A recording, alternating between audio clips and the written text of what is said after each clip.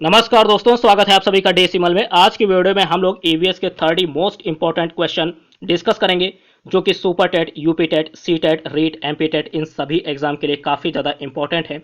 30 most important question है और selected question है जो कि एग्जाम में बार बार पूछे जाते हैं। मात्र 15 से 20 मिनट के अंदर हम लोग 30 महत्वपूर्ण प्रश्न डिस्कस करेंगे ईवीएस के। तो चलिए शुरू करते हैं। ईवीएस की ये वीडियो काफ़ी इंपॉर्टेंट है, आप लोग लास्ट तक बने रहिएगा। यहां से कम 2 से 3 नंबर कवर हो सकते हैं। तो देखिए, पहला क्वेश्चन है, नीति निदेशक सिद्धांत किस देश के संविधान से लिया गया है? तो पॉलिटी से है ये, ठीक। नीति निदेशक सिद्धांत किस देश के संविधान से लिया गया है? तो इस क्वेश्चन का राइट आंसर होगा आयरलैंड, ठीक है। इस क्वेश्चन का राइट आंसर आयरलैंड होगा। तो इस तरीके के प्रश्न अक्सर ईवीएस के परीक्षा में पूछ लिए जाते हैं। सेकंड क्वेश्चन है, राष्ट्रपति की आपातकालीन शक्तियां किस देश के संविधान से ली गई हैं? ठीक है, राष्ट्रपति की आपातकालीन शक्तियां याद रखिएगा, ये जर्मनी से ली गई है, जर्मनी से। और नीति निदेशक सिद्धांत आयरलैंड से लिए गए हैं। दोनों ही question UP TET, MP TET, C TET, जितने भी ये टेट के एग्जाम है और अदर एग्जाम में भी ये इस तरह के क्वेश्चन पूछे जाते हैं अक्सर। तो आप लोग इन्हें तैयार रखिएगा। नीति निदेशक सिद्धांत आयरलैंड से और राष्ट्रपति की आपातकालीन शक्तियां जर्मनी से ली गई। बढ़ते अगले क्वेश्चन की ओर। थर्ड नंबर नोट कीजिए, भारतीय संविधान पर सबसे अधिक प्रभाव किस स्रोत का पड़ा? ठीक है, आपको बताना है कि भारतीय संविधान पर सबसे अधिक प्रभाव किस स्रोत का पड़ा है। तो इस क्वेश्चन का राइट आंसर होगा भारत शासन अधिनियम 1935। भारत शासन अधिनियम 1935 का प्रभाव भारतीय संविधान पर पड़ा है, ठीक है। अगला क्वेश्चन है, संघ सूची व राज्य सूची, संघ सूची व राज्य सूची को किस देश के संविधान से लिया गया है? तो आपको 4 ऑप्शन एग्जाम में दिए जाएंगे, जैसे कि आपको दे दिया गया आयरलैंड, कनाडा, संयुक्त राज्य अमेरिका, दक्षिण अफ्रीका। तो आप राइट आंसर सेलेक्ट करेंगे कनाडा, ठीक है। संघ सूची व राज्य सूची को कनाडा से लिया गया है। फोर्थ क्वेश्चन का राइट आंसर कनाडा होगा, ठीक। बढ़ते हैं अगले प्रश्न की ओर। अगला प्रश्न है, इंपॉर्टेंट है, नोट कीजिए कि 12वीं अनुसूची को संविधान में कब जोड़ा गया? 12वीं अनुसूची को संविधान में कब जोड़ा गया? तो इस क्वेश्चन का जो राइट आंसर होगा 74वें संविधान संशोधन 1993 के द्वारा। 74वें संविधान संशोधन 1993 के द्वारा 12वीं अनुसूची को जोड़ा गया है संविधान में। इस फिफ्थ क्वेश्चन का राइट आंसर होगा 74वें संविधान संशोधन 1993 द्वारा। अगला क्वेश्चन देखते हैं, इंपॉर्टेंट है, हिमाचल प्रदेश राज्य का गठन कब हुआ? बताना है आपको कि हिमाचल प्रदेश राज्य का गठन कब हुआ है। तो देखिएगा, इस क्वेश्चन का राइट आंसर होगा 1971 में हिमाचल प्रदेश राज्य का गठन हुआ है। बढ़ते अगले प्रश्न की ओर। 7वां नंबर, प्रोटीन बनने की अंतिम क्रिया को क्या कहते हैं? आपको बताना है कि प्रोटीन बनने की अंतिम क्रिया को क्या कहते हैं। 4 ऑप्शन होगा, उसमें से राइट आंसर आप सेलेक्ट करेंगे ट्रांसलेशन, ठीक। ट्रांसलेशन कहते हैं प्रोटीन बनने की अंतिम क्रिया को, प्रोटीन बनने की अंतिम क्रिया को ट्रांसलेशन कहते हैं। नेक्स्ट क्वेश्चन इंपॉर्टेंट है, आरएनए में कौन सी शर्करा पाई जाती है? आरएनए में कौन सी शर्करा पाई जाती है, आपको बताना है। तो देखिएगा, इस क्वेश्चन का राइट आंसर होगा राइबोस शर्करा। क्या होगा? राइबोस शर्करा। आरएनए में राइबोस शर्करा पाई जाती है। अगला क्वेश्चन देखते हैं, 9वां नंबर, कि गंजापन किस कवक के कारण होता है? गंजापन किस कवक के कारण होता है? तो देखिएगा, आपको ये क्वेश्चन कई बार एग्जाम में पूछा गया, अन्य एग्जाम में भी पूछे गए हैं इस तरीके के क्वेश्चन। तो देखिए, गंजापन जो है ये टीनिया कैपिटिस नामक ये जो है कवक होता है, इसके कारण गंजापन होता है। टीनिया कैपिटिस, याद रखिएगा, टीनिया कैपिटिस। अगला क्वेश्चन 10वां नंबर, कि जल को प्रदूषित करने वाले धातु युग्म कौन से हैं? धातु युग्म बताना है कि जल को प्रदूषित करने वाले धातु युग्म कौन से हैं। इस क्वेश्चन का आंसर होगा पारा सीसा। पारा सीसा जो है ये जल को प्रदूषित करने वाला धातु युग्म है। इंपॉर्टेंट क्वेश्चन है ये वाला। 10वां नंबर काफी ज्यादा इंपॉर्टेंट है और 9वां भी। जितने भी क्वेश्चन 30 क्वेश्चन लिए गए हैं पूरे वीडियो में, सभी के सभी सिलेक्टेड है और इंपॉर्टेंट है एग्जाम के पॉइंट ऑफ व्यू से। तो आप लोग इन क्वेश्चंस को अपने नोटबुक में जरूर नोट कीजिए। इसी तरीके के क्वेश्चन अक्सर एग्जाम में पूछे जाते हैं, ठीक है।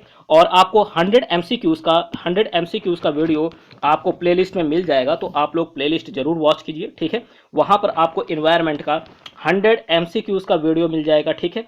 30 के कई आपको प्रैक्टिस सेट वहां पर अवेलेबल हैं प्लेलिस्ट में, तो आप जरूर उन्हें सॉल्व कीजिए। और आपके कितने क्वेश्चन करेक्ट होते हैं, ठीक है। अगर आप 100 का अटेम्प्ट कर रहे हैं तो आप बताइएगा आप कमेंट बॉक्स में कि 100 में आपके कितने करेक्ट हुए हैं, ठीक है। और साथ ही 30 एमसीक्यूज वाला भी आप लोग जरूर अटेम्प्ट कीजिएगा और उसमें भी अपना स्कोर कमेंट बॉक्स में कमेंट कीजिए। बढ़ते अगले प्रश्न की ओर। 11वां नंबर, केंद्रीय चिड़ियाघर प्राधिकरण कहाँ स्थित है? केंद्रीय चिड़ियाघर प्राधिकरण कहाँ स्थित है? इस क्वेश्चन का राइट आंसर होगा नई दिल्ली में। केंद्रीय चिड़ियाघर प्राधिकरण ये नई दिल्ली में स्थित है। नेक्स्ट क्वेश्चन, अगला क्वेश्चन है हरित गृह गैसें कौन सी हैं? हरित गृह गैसें कौन सी है? तो देखिएगा इस क्वेश्चन का आंसर होगा हरित गृह गैसें ये है CFC कार्बन डाइऑक्साइड और CH4। ठीक है, ये क्या है? CH4, CFC कार्बन डाइऑक्साइड और CH4 ये सभी हरित गृह गैसें हैं। ठीक, और आप लोग NO2 भी याद रखिएगा, NO2। ठीक है, NO2 भी हरित गृह गैस में ही आती है। तो CFC कार्बन डाइऑक्साइड, CH4 और NO2। ठीक, बढ़ते अगले क्वेश्चन की ओर। अगला क्वेश्चन है 30 नंबर, भारतीय वानस्पतिक सर्वेक्षण कहाँ स्थित है? भारतीय वानस्पतिक सर्वेक्षण कहाँ स्थित है? तो देखिएगा इस क्वेश्चन का आंसर होगा कोलकाता। कोलकाता में स्थित है भारतीय वानस्पतिक सर्वेक्षण। भारतीय वानस्पतिक सर्वेक्षण कोलकाता में। अगला क्वेश्चन, चुंबकीय फ्लक्स का मात्रक बताइए। चुंबकीय फ्लक्स अक्सर एग्जाम में मात्रक भी पूछ लिए जाते हैं, तो आपको तैयार रखने हैं मात्रक। देखिएगा चुंबकीय फ्लक्स का मात्रक होगा वेबर। क्या होगा? वेबर, WB स्मॉल में याद रखिएगा, WB। ठीक, ये जो है वेबर का है। तो चुंबकीय फ्लक्स का मात्रक वेबर होगा। अगला क्वेश्चन देखिए 15 नंबर, 15 नंबर, अंगूर में कौन सा अम्ल पाया जाता है? Very important question. अंगूर में आपको बताना है कौन सा अम्ल पाया जाता है। तो इस क्वेश्चन का आंसर होगा टार्टरिक अम्ल। कौन सा? टार्टरिक अम्ल अंगूर में पाया जाता है। नेक्स्ट क्वेश्चन, नींबू व नारंगी में कौन सा अम्ल पाया जाता है? नींबू एवं नारंगी में। तो इस क्वेश्चन का आंसर होगा नींबू एवं नारंगी में साइट्रिक अम्ल पाया जाता है। और अंगूर में कौन सा पाया जाता है? टार्टरिक। कौन सा? टार्टरिक अम्ल अंगूर में पाया जाता है।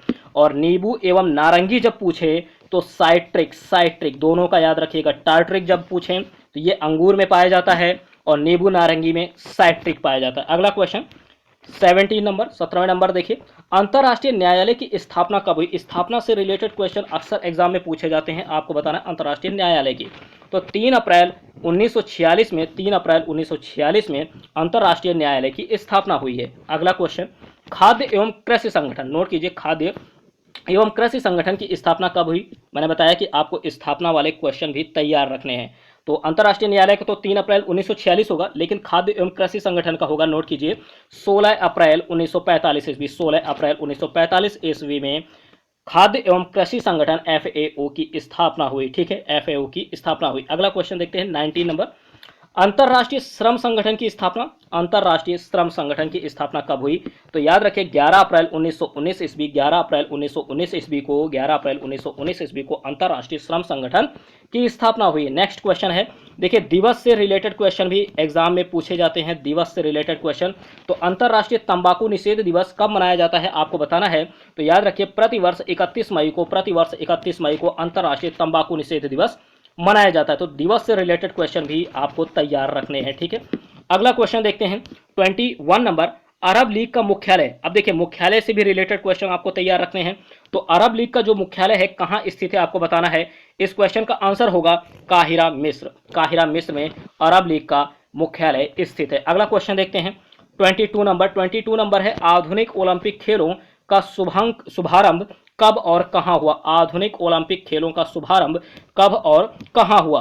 तो देखिए इस क्वेश्चन का आंसर होगा 1896 में एथेंस से। 1896 में एथेंस से आधुनिक ओलंपिक खेलों का शुभारंभ हुआ। आधुनिक ओलंपिक खेलों का शुभारंभ 1896 में एथेंस से हुआ। अगला क्वेश्चन 23 नंबर, एशियाई खेलों का नारा बताना है आपको। क्या है एशियाई खेलों का नारा? तो याद रखिएगा diversity science here. Diversity science here काफी इंपॉर्टेंट है ये क्वेश्चन कि एशियाई खेलों का नारा क्या है, इसको याद कर लीजिए, लिख लीजिए, नोट कर लीजिए। डाइवर्सिटी साइंस हेयर एशियाई खेलों का नारा है। अगला क्वेश्चन 24 नंबर, राष्ट्रमंडल खेलों की शुरुआत कब और कहां हुई? राष्ट्रमंडल खेलों की शुरुआत कब और कहां हुई? तो देखिए इस क्वेश्चन का आंसर होगा 1930 ईस्वी, हैमिल्टन, कनाडा। 1930 ईस्वी हैमिल्टन, कनाडा में राष्ट्रमंडल खेलों की शुरुआत हुई थी। याद रखिएगा सन भी 1930 ईस्वी, 1930। अगला क्वेश्चन 25 नंबर, विटामिन डी का रासायनिक नाम आपको बताना है। देखिए विटामिन डी का रासायनिक नाम, अक्सर विटामिन से भी क्वेश्चन पूछे जाते हैं, उनका रासायनिक नाम पूछा जाता है।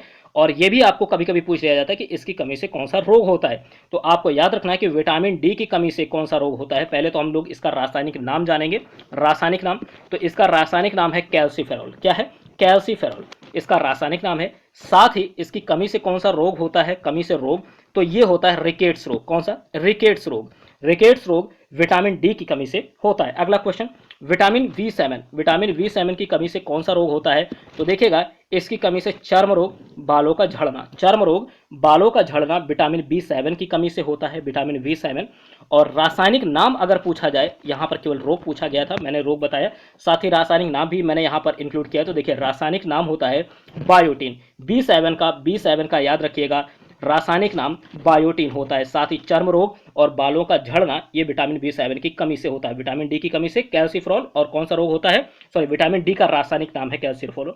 ठीक है, विटामिन डी का रासायनिक नाम है कैल्सिफेरॉल, और इसकी कमी से रिकेट्स रोग होता है। ठीक, बढ़ते हैं अगले क्वेश्चन की ओर। अगला क्वेश्चन है, नोट कीजिएगा, 27 नंबर। ठीक, 27 नंबर है, रुधिर का लगभग कितना प्रतिशत भाग जल होता है? आपको बताना है रुधिर का लगभग कितना प्रतिशत भाग जल होता है। तो याद रखिए 80%। कितना? 80% भाग लगभग रुधिर का जल होता है। ठीक है, नेक्स्ट क्वेश्चन, दक्षिणी रेलवे का मुख्यालय कहाँ है? आपको बताना है दक्षिणी रेलवे का मुख्यालय। तो मुख्यालय मैंने बताया कि काफी इंपॉर्टेंट है, आपको याद रखना है इस तरीके के क्वेश्चन। दक्षिणी रेलवे का मुख्यालय चेन्नई। क्या होगा? चेन्नई। अगला क्वेश्चन 29 नंबर, नंदा देवी पर्वत शिखर कहाँ स्थित है? नंदा देवी पर्वत शिखर कहाँ स्थित है? तो याद रखिए, नंदा देवी पर्वत शिखर, इसका आपको पूछा जा रहा है। तो देखिए, ये भारत उत्तराखंड में नंदा देवी पर्वत शिखर स्थित है। अगला क्वेश्चन, सिंधु नदी का उद्गम स्थल बताइए। तो देखिए, उद्गम स्थल, जो नदियों के उद्गम स्थल हैं, ये भी इंपॉर्टेंट है एग्जाम के पॉइंट ऑफ व्यू से, तो आप लोग इन्हें भी तैयार रखिए। तो सिंधु नदी का उद्गम स्थल मानसरोवर झील के समीप सिंधु नदी का उद्गम स्थल है। ठीक है, तो ये थे 30 मोस्ट इंपॉर्टेंट क्वेश्चन, ठीक है, ईवीएस के। ठीक, जो कि मैंने बताया आपको 15 से 20 मिनट, बल्कि और भी जल्दी मैंने कवर किए। तो इस तरीके के क्वेश्चन आपको एग्जाम के लिए तैयार रखने हैं, काफ़ी इंपॉर्टेंट क्वेश्चन है। ठीक, अगर आपको ये वीडियो पसंद आती है तो आप लोग लाइक भी कर सकते हैं, शेयर भी कर सकते हैं। ठीक है, और साथ ही साथ इसी तरीके के वीडियोस और प्रैक्टिस सेट के लिए आप लोग चैनल को सब्सक्राइब कर सकते हैं। ठीक है, और आपको इसी तरीके के प्रैक्टिस सेट हमारे चैनल के द्वारा समय समय पर उपलब्ध करवाते जाएंगे। ठीक है, तो चैनल को सब्सक्राइब कर लीजिए और बेल आइकन को प्रेस कर लीजिए, ताकि कोई भी वीडियो अपलोड की जाए तो उसका नोटिफिकेशन आप तक जरूर पहुंचे। ठीक, मिलते हैं आपसे अगली वीडियो में, तब तक के लिए धन्यवाद।